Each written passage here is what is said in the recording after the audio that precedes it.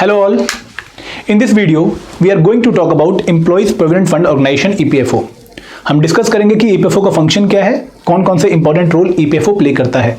ये वीडियो हमारे लिए इसलिए इंपॉर्टेंट है क्योंकि EPFO एज एन ऑर्गेनाइजेशन एक बहुत ही अच्छी कैरियर अपॉर्चुनिटी बनती जा रही है कैंडिडेट्स के लिए। EPFO में बहुत सारी पोस्ट ऐसी हैं जिनके लिए ऑल इंडिया लेवल पर रिक्रूटमेंट एग्जाम होता है। अगर हम इन्फोर्समेंट ऑफिसर की बात करें, अकाउंट ऑफिसर की बात करें, असिस्टेंट प्रोविडेंट फंड कमिश्नर की बात करें, तो इन तीनों ही पोस्ट के लिए एग्जाम कंडक्ट करवाया जाता है यूपीएससी के द्वारा।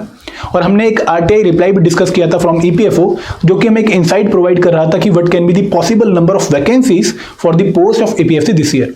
अगर आप लोगों ने वीडियो नहीं देखी है तो ऊपर दिए गए लिंक पर जाकर आप वो वीडियो देख सकते हैं।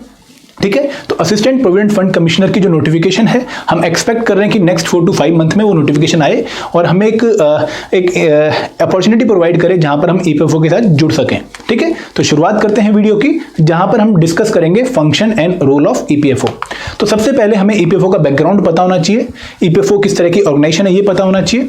तो EPFO की फुल फॉर्म है एम्प्लॉइज प्रोविडेंट फंड ऑर्गेनाइजेशन, जो कि बेसिकली एक रेगुलेटरी बॉडी है जो रेगुलेट करती है एंड मैनेज करती है प्रोविडेंट फंड्स इन इंडिया को।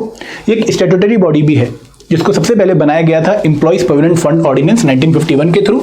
ठीक है, उसके बाद नेक्स्ट ईयर पार्लियामेंट में एक बिल लाया गया employees provident fund act of 1952, जिसको अब हम जानते हैं employees provident funds and miscellaneous provision act of 1952 के नाम से। ठीक है, और यही वो एक्ट है जिसके अंडर आपका EPFO आता है, एम्प्लॉइज प्रोविडेंट फंड ऑर्गेनाइजेशन आता है। ठीक है, अब इस एक्ट में एक सेंट्रल बोर्ड ऑफ ट्रस्टी बनाया गया है जो कि बेसिकली एडमिनिस्टर करता है इस पूरे एक्ट को। और जो सेंट्रल बोर्ड ऑफ ट्रस्टी है, एक ट्राइपार्टाइट बॉडी है। ट्राइपार्टाइट बॉडी का मतलब क्या है कि यहाँ पर बेसिकली 3 पार्टिसिपेंट हैं, एक तो गवर्नमेंट है, सेंट्रल गवर्नमेंट भी और स्टेट गवर्नमेंट भी, दूसरे एम्प्लॉयर्स हैं और तीसरे एम्प्लॉयज हैं। तो तीनों ही जो मेंबर्स हैं वो इनके पार्टिसिपेंट हैं, तो इसलिए इसको ट्राइपार्टाइट बॉडी माना जाता है। और ये central board of trustee basically administer करता है employees provident fund and miscellaneous provision act of 1952। इसके साथ साथ 3 स्कीम्स भी हैं, pension scheme, social security schemes and insurance scheme, जिनको central board of trustee again उनको भी एडमिनिस्टर करता है। ठीक है, तो EPFO के बारे में कुछ फैक्ट्स हैं, बहुत इंपॉर्टेंट बातें हैं जो आपको पता होनी चाहिए अगर आप उस ऑर्गेनाइजेशन से जुड़ना चाहते हैं। पहली बात तो ये कि एम्प्लॉइज प्रोविडेंट फंड ऑर्गेनाइजेशन को one of the largest social security organisation माना जाता है वर्ल्ड लेवल पर। ठीक है, in term of beneficiary coverage की बात करें या फिर फाइनेंशियल ट्रांजैक्शन की बात करें, तो वॉल्यूम वाइज अगर फाइनेंशियल ट्रांजैक्शन की बात भी करें तो भी EPFO वर्ल्ड की लार्जेस्ट सोशल सिक्योरिटी ऑर्गेनाइजेशन में आती है। ठीक है, ये एक रेगुलेटरी बॉडी है, ये एक स्टैट्यूटरी बॉडी भी है और ये असिस्ट करती है सेंट्रल बोर्ड ऑफ ट्रस्टीज को उनकी फंक्शनिंग में। ठीक है, लगभग 120+ लोकेशंस पर इनके सेंटर हैं ऑल ओवर इंडिया और बहुत ही अच्छी जॉब अपॉर्चुनिटी मानी जाती है EPFO में। ठीक है, तो आपको मैंने कुछ इंपॉर्टेंट बातें बताई, अब आगे बढ़ते हैं। अब बात करते हैं कि EPFO कौन कौन सी 3 स्कीम्स को एडमिनिस्टर करता है। जो पहली स्कीम EPFO एडमिनिस्टर करता है वो है EPF स्कीम ऑफ 1952, जो कि कॉन्स्टिट्यूशनल ऑब्लिगेशन को फुलफिल करती है। और ये एक बहुत ही initial one of the first scheme है जो कि after the enactment of the constitution हमें दिखती है for providing social security benefits to the consumer या टू द एम्प्लॉइज। ठीक है, तो यहाँ पर बेसिकली अगर हम EPFO की बात करें तो EPFO उन इंडस्ट्रियल एस्टेब्लिशमेंट्स को कवर करता है जहां पर 20 या 20 से ज्यादा एम्प्लॉइज काम करते हैं। ठीक है, तो EPF स्कीम 1952 पहली स्कीम है जिसको EPFO एडमिनिस्टर करता है। ठीक है, उसके बाद है employees pension scheme of 1995 and the third scheme is employees deposit link insurance scheme of 1976। ये 3 scheme along with the act, ये पूरा काम कौन करता है एडमिनिस्ट्रेशन का, ये central board of trustees with the help of EPFO perform करते हैं। ठीक है, तो बहुत इंपॉर्टेंट रोल है EPFO का इन एक्ट को एडमिनिस्टर करने में और इन स्कीम्स को एडमिनिस्टर करने में। ठीक है, और अगर हम बात करें विजन ऑफ EPFO की, जो कि हमें एक इंसाइट प्रोवाइड करता है कि किस तरीके का फंक्शनिंग ओवरऑल डायमेंशंस के साथ, ओवरऑल एम्स के साथ आपका परफॉर्म कर रहा है EPFO, वो ये विजन है कि EPFO has a vision to reposition itself as a world class social security organisation. ये इनका विजन है कि एक world class social security organisation ये बने। ठीक है, और ये मीट करें अपनी जितने भी इनके स्टेक होल्डर हैं उनकी रिक्वायरमेंट्स को।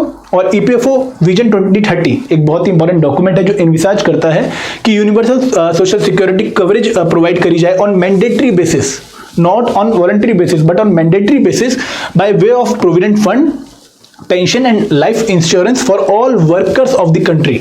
ठीक है, तो जितने भी हमारे वर्कर्स हैं जो डिफरेंट टाइप ऑफ एस्टेब्लिशमेंट्स में काम करते हैं उनको कवर करना एक मैंडेटरी स्कीम के अंडर, ताकि उन लोगों का जो फ्यूचर है वो सिक्योर हो जाए और उनकी जो टाइमली हेल्प है वो कर पाए। ठीक है। उसके बाद online service for all EPFO benefits with state of the art technology. तो एक बहुत ही अच्छा विजन है जो मैं शो करता है कि जो ईपीएफओ एज एन ऑर्गेनाइजेशन है ये मॉडर्नाइज होना चाहती है, जो नई टेक्नोलॉजी आ रही है आजकल उनको यूटिलाइज करना चाहती है लोगों को बेनिफिट्स प्रोवाइड करने में। And then the third one, implementation of policies for a benefit structure with adequate support level of social security. तो जो आपके डिफरेंट एम्प्लॉयज हैं जो इंडिया में डिफरेंट एस्टेब्लिशमेंट्स में काम करते हैं तो उनको डिफरेंट टाइप के सोशल सिक्योरिटी बेनिफिट प्रोवाइड करना। देखिए ईपीएफओ एक बहुत बड़ी ऑर्गेनाइजेशन है जो कि कोशिश ये करती है कि अगर एक एम्प्लॉय है उसका फ्यूचर सिक्योर हो जाए।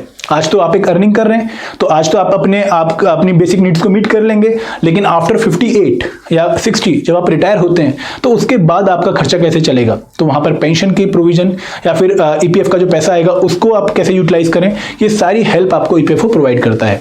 ठीक है। अगर हम बात करें ईपीएफओ के फंक्शंस की तो ईपीएफओ का पहला फंक्शन है enforcement of the act across the country. ठीक है, पहले यहां पर जम्मू एंड कश्मीर एग्जम्प्टेड था, लेकिन अब जम्मू एंड कश्मीर क्योंकि यूटी बन चुका है तो वो भी इसमें इंक्लूडेड है। तो enforcement of the act is the first purpose या first function of the EPFO organisation. कौन सा act? Employees provident fund and miscellaneous provision act of 1952। ठीक है।